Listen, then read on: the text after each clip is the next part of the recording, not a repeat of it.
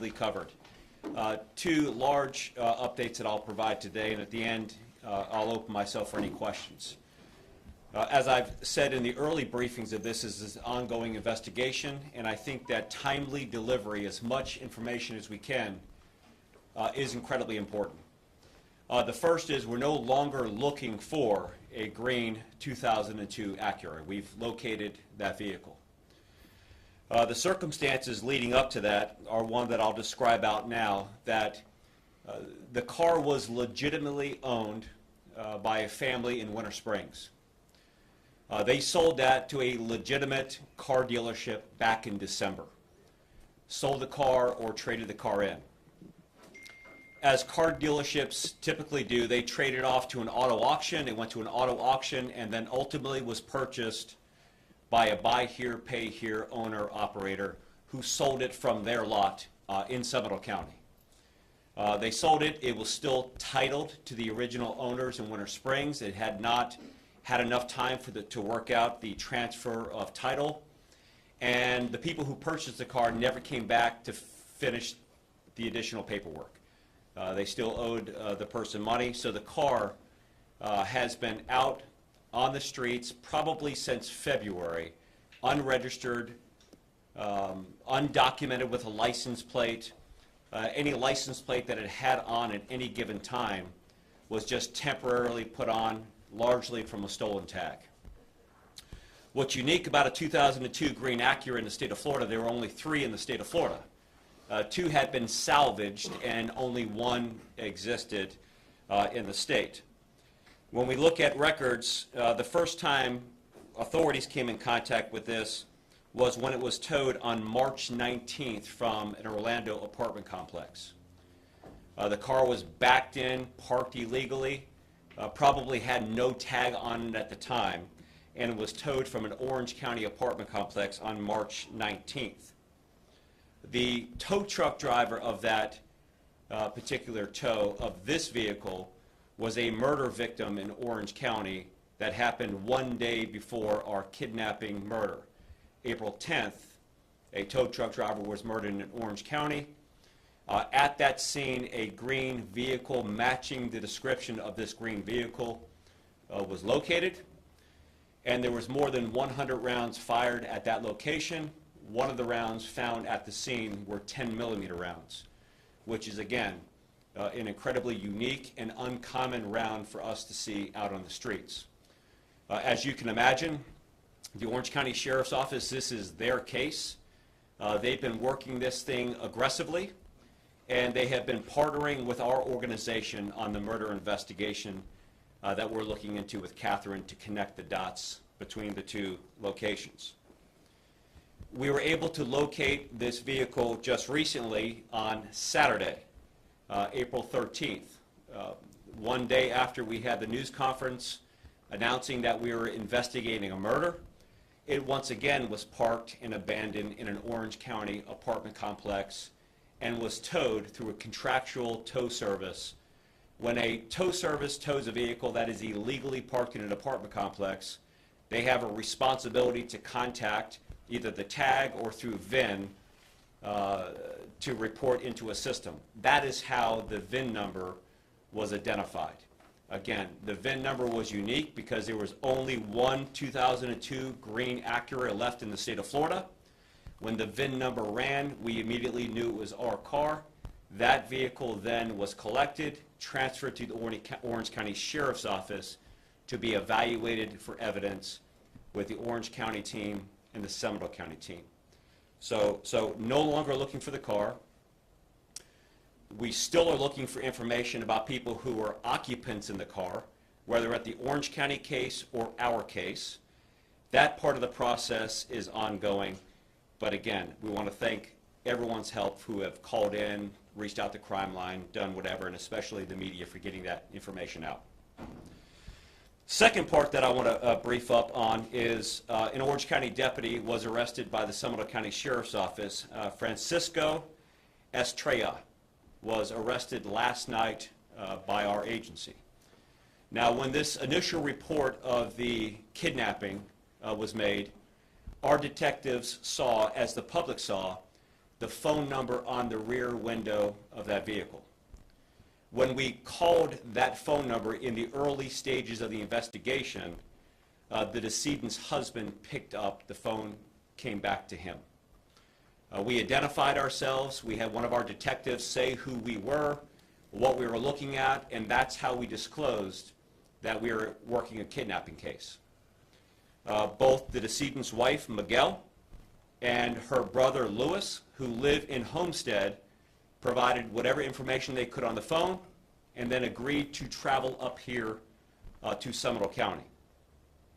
As they were traveling up here to Seminole County, Miguel and Louis reached out to a mutual friend, a childhood friend as it's described, who happens to be the Orange County deputy's wife.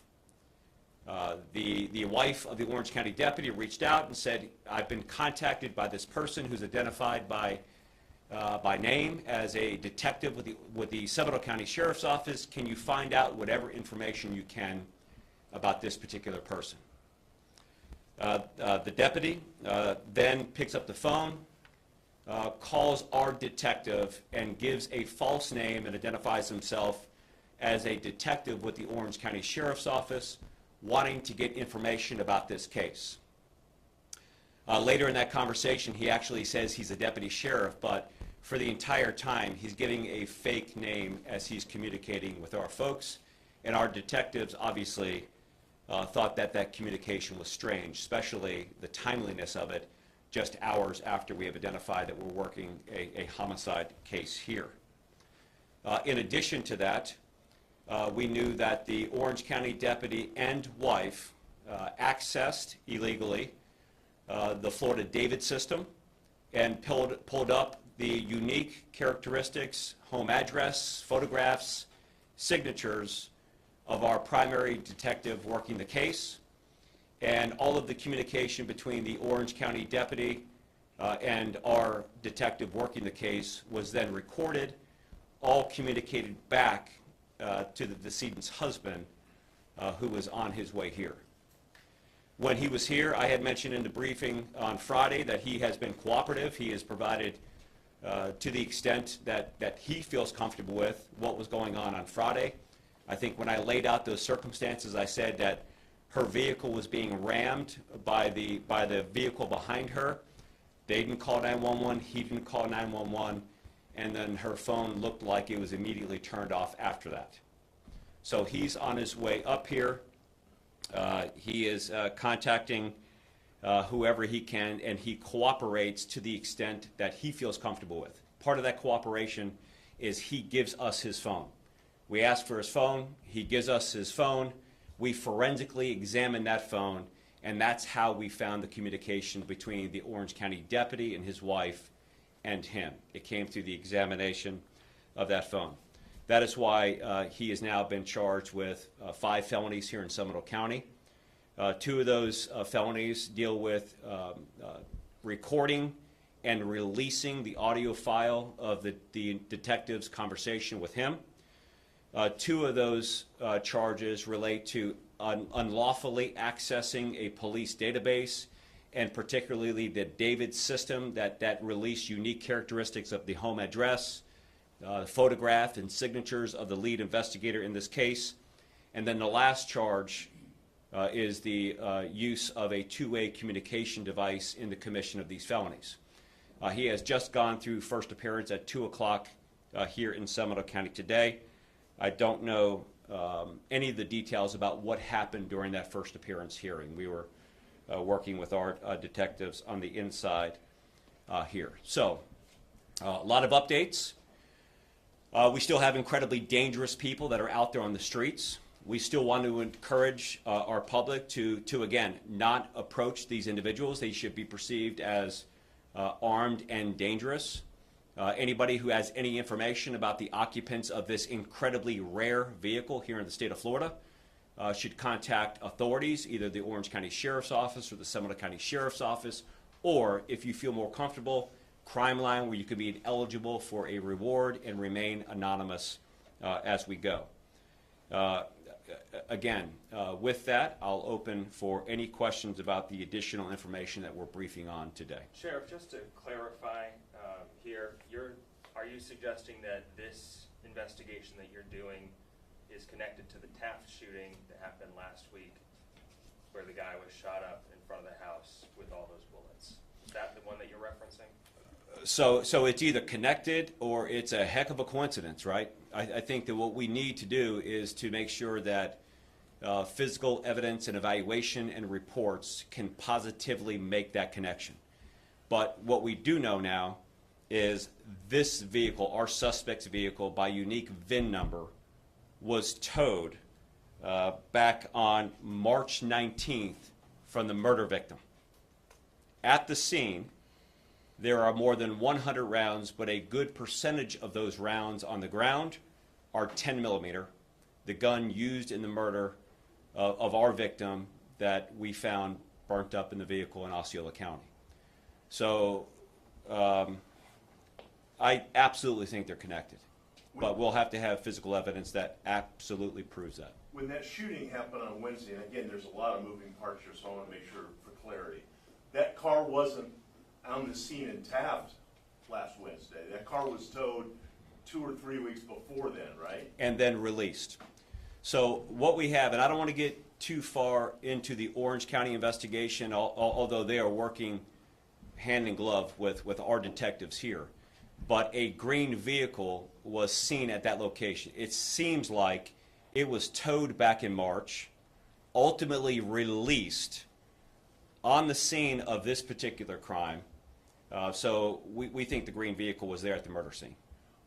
In the Orange County murder scene? Yes. Secondly, so this conversation with this deputy to your detectives, recording without that detective's permission, sharing with the husband, clearly you guys have filed criminal charges in that case. Has this impeded your investigation, in your opinion? So you know, we're talking about the deputy's involvement. It has no negative involvement in our investigation, but absolutely creates a dangerous environment for our deputies and our staff.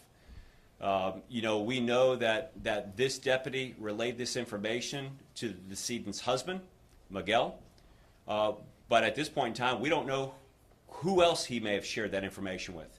And I think that any person who's ever turned on the TV, you know, seen the things that are incredibly challenging out there and find out the unique, bizarre characteristic of these cases, I don't know that any of us will want our names and our home addresses released, especially if we had a responsibility to enforce and hold the violators of this accountable. So I think we're incredibly concerned, but the involvement of the Orange County deputy does not slow us down at all and does not have negative effect on the case that we're working. Do you know what he was trying to do? What was that deputy trying to gain from going and looking that up? Well, that's going to be a great part of what I hope the ongoing investigation is, both here and I know independently Orange County would conduct their own administrative investigation. But you know, we know that, or we believe that they were childhood friends. Of course, there was a relationship with there, but what they had to gain is something that I'm incredibly interested in. Why would somebody do this? Why would they put their own job and life on the line to communicate with one of our detectives, to give an alias in the process? Now, he's been an Orange County deputy for 1 year, but to give an alias in the process, never knowing that Miguel, the decedent's husband, is going to release his phone. If he even released the phone, I don't know we would ever know this. So this is it's incredibly frightening, and but I suspect we'll find a lot more about this as the investigation goes on. This was just last night we arrested him. Forgive me if you said this and I missed it trying to follow this all. How much detail did your investigators give this deputy, or non-details? Yeah, so as soon as our detectives received this call from the Orange County detective, as he called himself, they were immediately on alert and very suspicious of the communication, and really gave him nothing, absolutely nothing. But as soon as that happened and they hung up the phone, trust me, that was a topic of conversation in the room. What was that about? This stands out and is incredibly suspicious. When they later contacted the Orange County Sheriff's Office, they're like, we don't have a deputy with that last name nor a detective. but we have a phone number that is connected with somebody. Actually, interestingly enough, he gave the same first name, but just gave a different last name. Given the extreme details of both of these situations that we're now potentially talking about, have your detectives or Orange County's detectives uncovered any possibility that this is either gang or cartel connected? Well, I think that any person who looks at these circumstances would automatically go there. And our investigation is also exploring any possibilities of that. But at this point in time, I'm not ready to turn that rock over and disclose whether or not we're going to do that. Trust me, when and if that becomes a topic here, you'll see me standing right here and telling as much information as you can. But when you look at this thing, I mean, this is right out of a television show, right? You see this thing, there's a lot of bizarre circumstances here, and now to have this vehicle connected, unique characteristics, the rareness of the vehicle, so, not yet. In the arrest paperwork for the Orange County deputy, the word cousin came up, that he was in some way a cousin of the woman who was carjacked and then later found in Osceola County. You believe that's her. You're saying a family friend. Was he throwing around the word cousin to try to gain credibility, or was there actually a relationship? Dave, I don't know if there's an actual relationship. What I'm finding with this particular case, there's a lot of referring to friends as family. I gave a news conference on Friday, and I said we have not been able to locate any family members in the area. We now have since located, we believe, two, one in Volusia County and one in Osceola County. Neither one of them were expecting a visit from her, and where she was at was nowhere near where they were at. So I don't know if they're biologically related, if they're related through marriage, or they're just close friends that call themselves cousins. We're not at that point yet where we can identify that. We do believe that they grew up together, possibly in the Dominican Republic, before coming over here. So that's largely the decedent's husband and the deputy's wife. Have you yet figured out why, in fact, she was here? Well, we have no idea why she's here. We know that she was here for less than an hour. We have no evidence of her ever being in Seminole County ever before. We believe that she was absolutely targeted and followed to a certain extent, to a certain point. And I think that one of the most important things that for us to get out on Friday was this was not a random act of violence that occurred, that she absolutely was targeted. Why she was targeted, I think, is something that our detectives are working aggressively to be able to answer that question. Of course, when you're in this business, you have speculations, you have hunches, you have feelings, but you never let those arrive at the lectern before you can put some evidence behind it. So again, they're going to turn every rock over to find out. The husband, he mentioned something about receiving any threats. So I've described the husband as cooperative. Quite frankly, I think he knows a lot more than what he shared, right? You don't have your wife communicate with you that you're getting rammed by a car and go 2 hours without calling anybody. So he has cooperated. He has provided information. I think the initial story was that she was up here to visit family members. I don't know that we believe that. He did give his cell phone, which I'm incredibly grateful, because we would not have known about the Orange County deputy, at least not yet, if he did not do that. But I think that there's a lot more blanks that he could help fill in about the circumstances involving this particular crime, and now potentially other crimes. Is he a person of interest in what happened to her? He is not. He is still the husband of our decedent and working with our detectives. He is not a person of interest. You said the 10 millimeter that was found, that's not really common around here. Yeah. What does that say, or is that worrisome for you guys that like a weapon or a casing was found that's really not common around? You know, the caliber of the weapon is not worrisome, right? The fact that there's 100 rounds, regardless of what rounds they are, at a murder scene, I think, is incredibly alarming to any person who ever looks at it. A 10 millimeter is just, you know, a round that is more rare than the 9 millimeters or the 45 calibers that we see out there. The only significance of that is it makes a better connection between the two crimes. That because of the rareness of the weapon and the round, that it's likely that our bad guys are the same bad guys that committed this crime.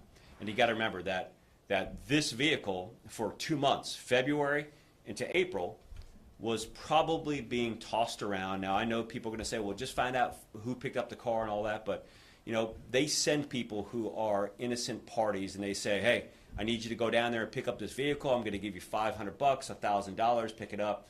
So it's not as simple as just look for the guy who did that. But, again, our detectives are working on that, who purchased it, who made the deal, who went to the buy here, pay here store. But these are more sophisticated criminal operations, and this one appears to be pretty significant. But Sorry. yeah, I'm going to go first. I'm going to go. But I think that when you look at between Friday and now, there's a lot of different pieces to the puzzles that are coming together. So Now you go. Is the husband facing any charge for the connection with the deputy? No, the husband is not a person of interest and not a suspect, and not likely to be charged in this case at this point. But I may come up here tomorrow with a whole new information, and based upon somebody who's watching this video, somebody who has some additional information, or connecting some case evidence to other cases that may be out there. Again, but to recap, we have the car. The car's in evidence. The car is being processed. Actually, it's good that we have the car, right? You potentially can get some evidence from it, but we'll see where that goes. Okay. This is such a confusing thing. I just want to make sure that this is kind of for my clarity.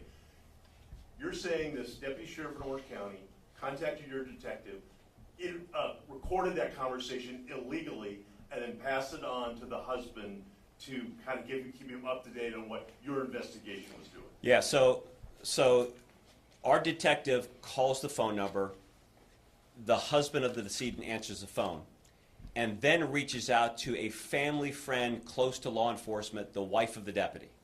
And then literally sitting in their home, they call our deputy, they record that communication to our deputy, probably doing it on speakerphone or something like that, so all the communication can be heard. Then the deputy accesses his unique police system, pulls up as much information about our detective that they just recorded on the phone, takes photographs of that, and sends it to the husband before he ever arrives here for the interview. So he's on his way up here with her brother, and at the time that they're driving here, they're getting fed all this information from the Orange County deputy. Here's where she lives. Here's the detective's name. Here's a recording of our conversation. So he's feeding all that information back.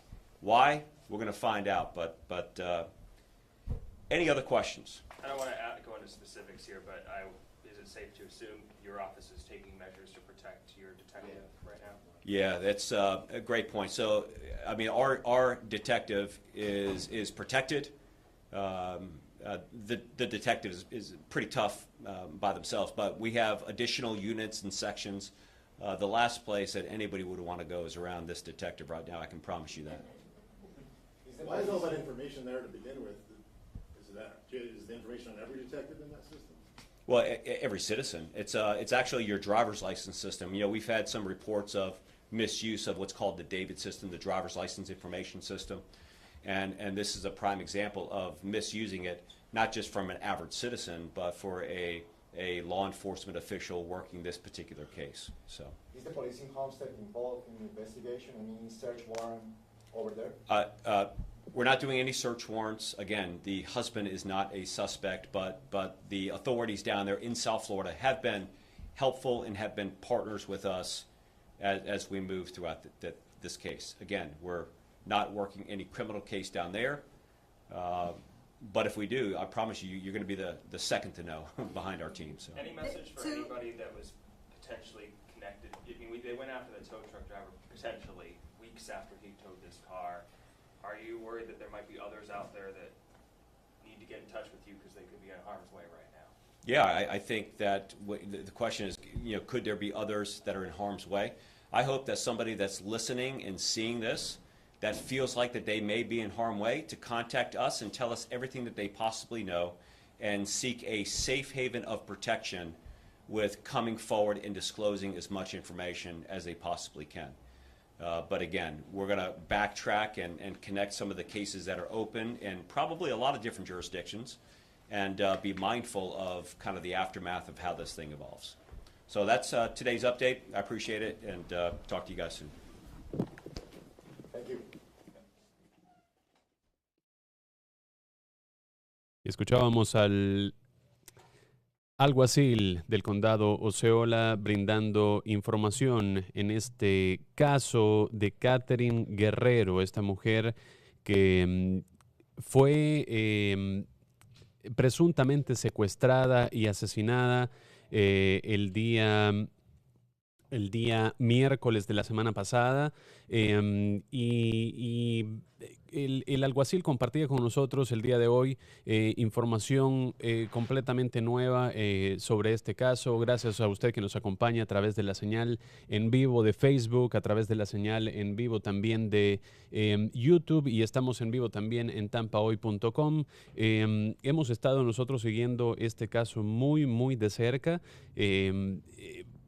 Para resumir un poco lo que mencionaba el alguacil, hay un vehículo que de hecho usted ve en pantalla. Este incidente quedó captado todo en video minutos antes de lo que se presume ser el secuestro y la muerte de esta muchacha de República Dominicana, Katherine Guerrero, Katherine Altagracia Guerrero, que fue en este momento, vamos a recapitular un poco este caso que ha captado la atención de básicamente toda la Florida, todos los Estados Unidos, y ha trascendido las fronteras internacionales. Es este video el que se ha regado como pólvora en las redes sociales del momento en el que un sujeto enmascarado, utilizando una capucha y una máscara de lo que le llamaron las autoridades en ese momento, una máscara de ninja, apunta un arma calibre 10,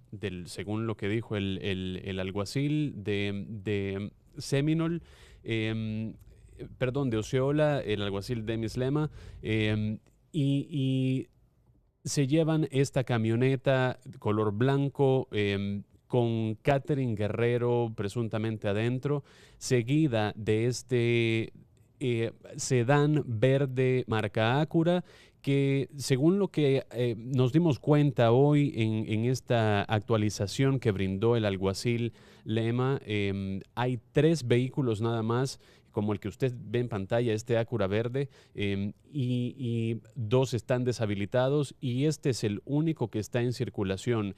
Este vehículo fue recuperado por las autoridades, y esa es nada más parte de la actualización en este caso de Katherine Guerrero. Las autoridades han recuperado este vehículo, que presuntamente además está conectado con otro caso de asesinato en el condado Orange. Recordemos que este caso sucedió en el condado Osceola y está conectado con otro caso de asesinato en el condado Orange, donde, según lo que dijo el alguacil Emma, se dispararon en ese otro caso más de 100 rondas de un arma que presuntamente puede ser la misma, por lo menos el mismo calibre del que se describió en este caso de Katherine Guerrero, un arma larga de 10 milímetros. En ese caso que describen en el condado, en un complejo de apartamentos del condado Orange, se dispararon 100 rondas. Vamos a volver un poquito más sobre a los hechos, a la información, a la nueva información que ha compartido el alguacil Emma el día de hoy a través de esta conferencia de prensa. Sigamos hablando de este vehículo Acura verde.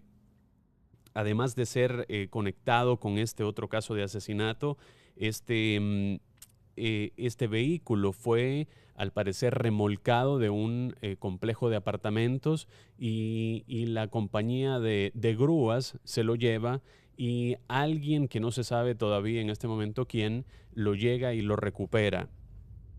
En el proceso que tienen las autoridades, han rastreado que este vehículo fue comprado legítimamente en un concesionario por una persona, un concesionario de estos de compra aquí, paga aquí, pero la transferencia del título nunca se llevó a cabo, nunca se culminó, por lo que este vehículo transitaba y circulaba por las calles sin ningún título nuevo. Esto obviamente todavía siguen los peritos tratando de recopilar evidencia, de recopilar más información referente al vehículo. Ahora bien, hay una pregunta que ha rondado también las redes sociales desde que salió este caso la semana pasada, y es el papel del esposo de Katherine Guerrero. Vamos a hablar también de lo que pasó en ese momento cuando las autoridades compartieron que Katherine, cuando se da cuenta que este vehículo verde empieza a seguirla en el condado, ella originaria del condado, originaria de Homestead, empieza a conducir a través del estado, pasa por Jupiter, pasa por otras regiones y entra al condado Osceola a través de esta área del centro de Orlando, del downtown de Orlando, y llega a esta intersección que es más o menos es Winter Springs, pero es el límite con Castleberry.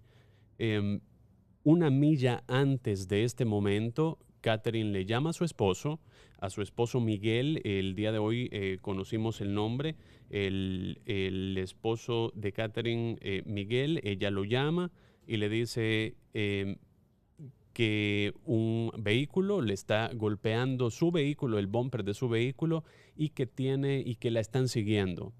El esposo, ni Katherine ni el esposo llaman a las autoridades, pero el esposo le da instrucciones a Katherine de que no se detenga en ningún momento. Esto fue la última información que teníamos en ese momento, y pueden ser los últimos minutos antes de lo que estamos viendo en video en este momento. La información del día de hoy, según lo que dijo el alguacil Emma, es que el esposo, los detectives del condado de Osceola, del alguacil del condado de Osceola, se comunican con y lo puede ver usted en pantalla, con ese número de a la venta, ese vehículo Dodge Durango, esa camioneta Dodge Durango en la que se transportaba Katherine, estaba listada, según el parabrisas de atrás, tenía un número a la venta.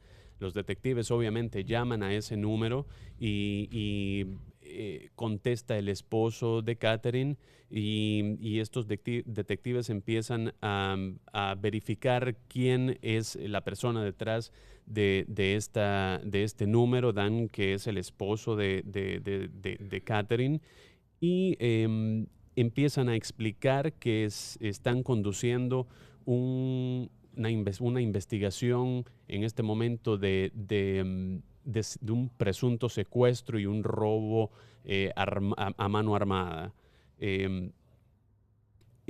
Más adelante en la investigación, el esposo provee información, dice que Katherine estaba visitando a familiares. También nos dimos cuenta el día de hoy que se logró confirmar que dos presuntos primos de Katherine, sí, de hecho viven en el área de la Florida Central, uno en el condado de Volusia y otro en el condado de Osceola. Estos familiares, presume el alguacil, que son personas con las que Katherine se crió en República Dominicana, de donde ella es originaria, y luego se mudaron al área de la Florida Central, y por eso se llaman entre ellos familia, ¿no? El esposo queda con los detectives, con las autoridades, de viajar desde el área de Homestead, donde ellos tienen una barbería y una peluquería, según lo que dijeron las autoridades el día viernes, y luego vienen, en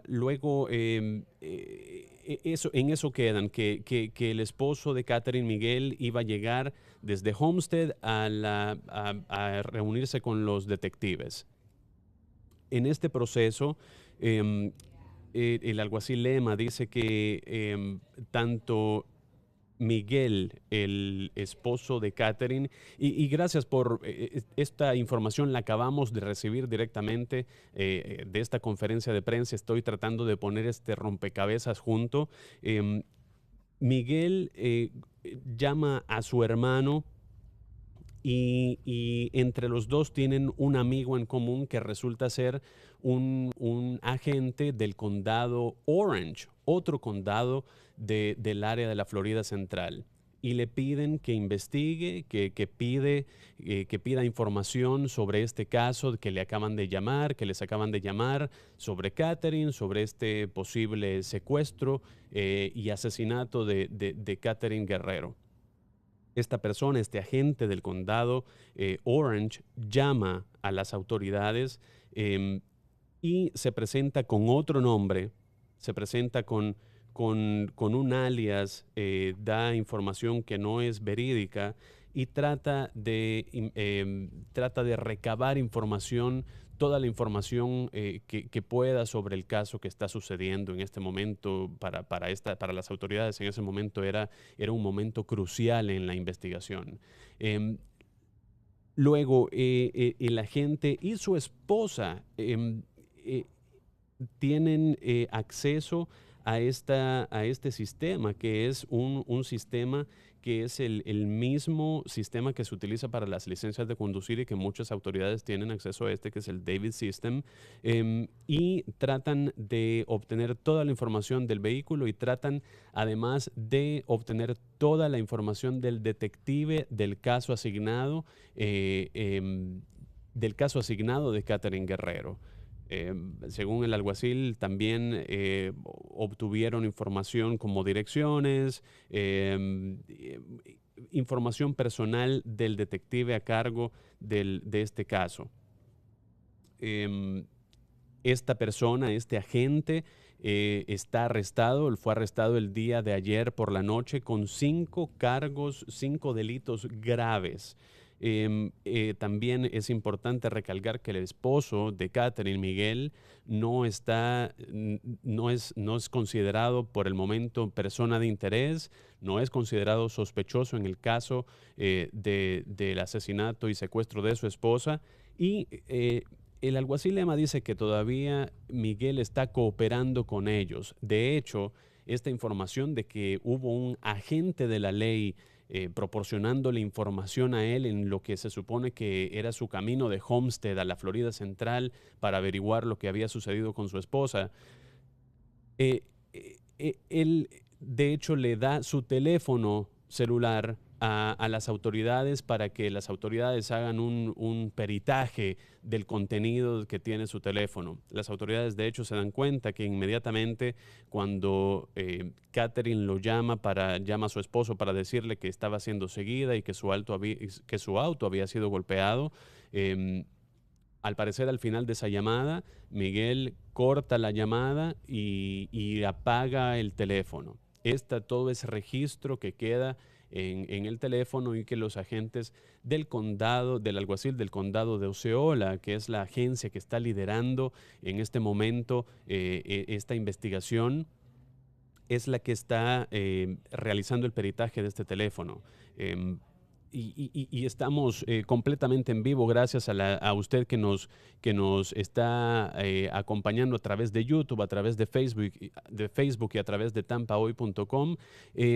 Y voy a mencionar un poco los comentarios que tenemos en nuestro canal de YouTube. Nos dice: tremendo lo que está pasando, qué miedo que estés de camino a ver a la familia y pase eso. Hay que investigar bien, a ver qué está pasando con este secuestro, si fue por el carro, hay algo detrás.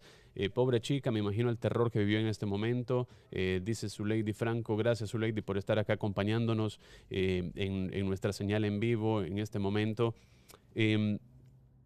Para regresar a lo que estamos explicando de la información, cuando Miguel se supone que venía en su camino, cuando Miguel recibe esa llamada de Katherine, él apaga su teléfono inmediatamente después, y es cuando se comunica de otro teléfono con estos detectives del condado, con este otro agente de la ley, amigo de infancia de Miguel y su hermano, y empiezan a pedir información. Este agente, como les comento, terminó arrestado y están tratando de recopilar incluso más información. El alguacil dice que este detective que estuvo, del cual recopilaron información incluso personal, está obviamente protegido y está recibiendo protección por el riesgo y la exposición que ha tenido. Para volver un poquito más al caso, hay algo importante y que me llamó personalmente la atención de lo que dijo el alguacil Emma, y es que el esposo, a pesar de que no es persona de interés, ni mucho menos ha sido nombrado sospechoso todavía en esta investigación, él dijo, y cito, sabe más de lo que ha compartido. Estas son las palabras del agente, del alguacil Denis Lema de Osceola. Miguel, el esposo de Katherine Guerrero, sabe más de lo que ha compartido. Esa es la suposición que tiene el alguacil en este caso de presunto secuestro y asesinato de Katherine. Recordemos que luego de las escenas que usted ve en este video, esta chica de 31 años, originaria de República Dominicana, se presume que ese vehículo, esa Dodge Durango color blanco, fue encontrada incendiada, casi irreconocible, con presuntamente los restos de Katherine dentro, y están esperando en este momento que hasta este momento todavía que los médicos forenses identifiquen de manera positiva los restos para confirmar que son los restos de Katherine Guerrero. Hasta el momento esta es la última información que tenemos en este caso, y pasemos a sus comentarios de nuevo en Facebook. En un caso como este, uno hace lo que sea por su pareja. La pareja no hizo nada, no salió del carro, se mantuvo dentro, no llamó ni grabó lo que pasa, y si te das cuenta, el pistolero entra por atrás. Raro. Para recapitular también lo que pasó, según lo que nos explicaba en esa conferencia de prensa el día viernes, el alguacil Emma de Osceola, lo que ellos creen que sucedió es que, y esto, un punto muy interesante que lo discutía con Vladimir Kieslinger el día viernes, es que el papel de los testigos ciudadanos ha jugado un papel clave, porque este es un video, no es una cámara de vigilancia, no es una cámara que está puesta aleatoriamente en la ciudad. Esto es un testigo ocular de lo ocurrido, de lo que se pensaba en ese momento, que era un atraco, un robo armado. Una persona que estaba básicamente detrás de estos vehículos, que presenció todo lo que estaba pasando, sacó su teléfono y en cuestión de minutos compartió este video con las autoridades, y gracias a este video tuvieron los detectives la oportunidad de reconstruir un poquito esta línea de tiempo en los hechos de este trágico caso de Katherine Guerrero. Nos dicen también en Facebook, él es cómplice, darse cuenta que el pistolero entra por atrás, ¿por qué no apunta a ambos lados? Él no sabe quiénes están dentro. Esto gracias por sus comentarios, y esto es algo también que lo mencionaba hoy el alguacil Lema, que dice que es un punto en el que ellos han recalcado que definitivamente ellos creen que este fue un hecho que fue apuntado directamente a Katherine, sin duda alguna, que fue ella objetivo, que fue blanco de este ataque desde el momento en el que se supo que su auto estaba siendo golpeado por la parte de atrás, que fue seguida por más de media milla, y que en este momento, sin amagar, por decirlo de una manera, esta persona encapuchada se dirige directamente al lado del conductor, le apunta, se presume que le da órdenes de que le quite el seguro a la puerta, y luego se sube a la camioneta con ella dándole instrucciones hasta hasta unas partes remotas de otro condado. Definitivamente esto fue un ataque dirigido hacia Katherine, de acuerdo a lo que hemos escuchado de las autoridades, y por eso es que las autoridades están todavía tratando de recabar toda esta información posible para reconstruir el caso. Según las autoridades, el esposo continúa colaborando con ellos. Hay una pieza también muy importante, los sospechosos que usted ve, el sospechoso que usted ve en pantalla en este momento sosteniendo esa arma larga de 10 milímetros que la han identificado, y hay otra persona conduciendo ese Acura verde que el alguacil dice que es un auto único prácticamente en el estado de la Florida. Estos dos sospechosos pueden ser personas blancas o latinos y todavía están siendo buscados por las autoridades. Así que en este momento las autoridades, en específico la oficina del alguacil de Osceola, también la oficina del alguacil del condado Orange, por este otro caso de asesinato con el que están vinculando a este Acura color verde, están tratando de recopilar información de la comunidad. Si usted ha visto algo, no dude en contactar a las autoridades. Nos dice también su lady, parece que fue personal, algo así de la nada, es raro, eso fue una venganza, así que es muy raro lo que pasó. Hay mucha información que va saliendo de a poco, y recordemos que esto sucedió nada más la semana pasada en lo que en ese momento era un caso de persona desaparecida y un robo de vehículo a mano armada, que está terminando en un caso, una investigación de asesinato. Fue un giro completo de este caso, y nosotros por supuesto aquí en Tampa hoy seguimos de cerca este caso y vamos a mantenerlo informado con más actualizaciones de lo que sucede en este caso de Katherine Guerrero. Vamos a hacer un pequeño resumen de lo que dio, de la información que proveyó el alguacil Dennis Lema del condado de Osceola el día de hoy. Este vehículo color verde fue incautado, fue recuperado por los oficiales. Los sospechosos, tanto el sospechoso de apuntarle a la camioneta de Katherine Guerrero y la persona que está dentro del vehículo, todavía están prófugas de la justicia. La familia de Katherine, el esposo en este caso, Miguel, está colaborando, está cooperando con las autoridades, y como esta información adicional, hay un agente de la ley arrestado vinculado a este caso también por proveer información al público, por hacer pública información que es de uso exclusivo de las fuerzas del orden.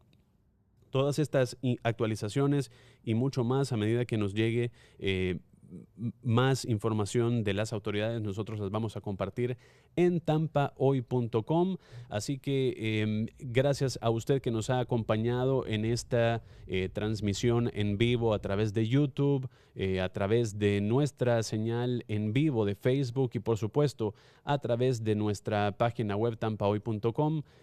Vamos nosotros a cerrar esta transmisión por el momento, pero vamos a seguir definitivamente siguiendo la pista, en este caso de Katherine Guerrero, en un trágico, de verdad, caso de esta muchacha de la República Dominicana, que era residente del sur de la Florida y que aún es una incógnita qué hacía ella en la Florida Central. Esa es una de las tantas preguntas que salen en este caso, y que a medida que pasa el tiempo y a medida que las autoridades revelen más información, nosotros vamos a poder contestar esas preguntas. Así que por el momento esto es todo. Muchas gracias por su sintonía y nosotros vamos a seguir más en tampahoy.com.